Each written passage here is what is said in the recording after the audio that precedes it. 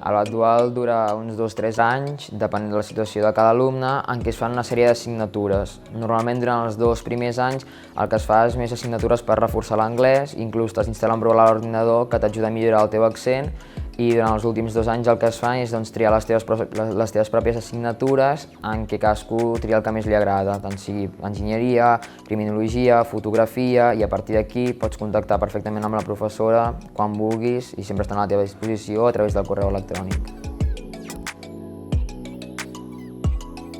Doncs jo vaig començar el batxillerat dual quan feia tercer d'ESO i vaig acabar a primer de batxillerat, i vaig decidir apuntar-me perquè volia millorar el meu nivell d'anglès tant oral com escrit i així obtenir també el doble títol per si l'any que ve vull anar a estudiar fora.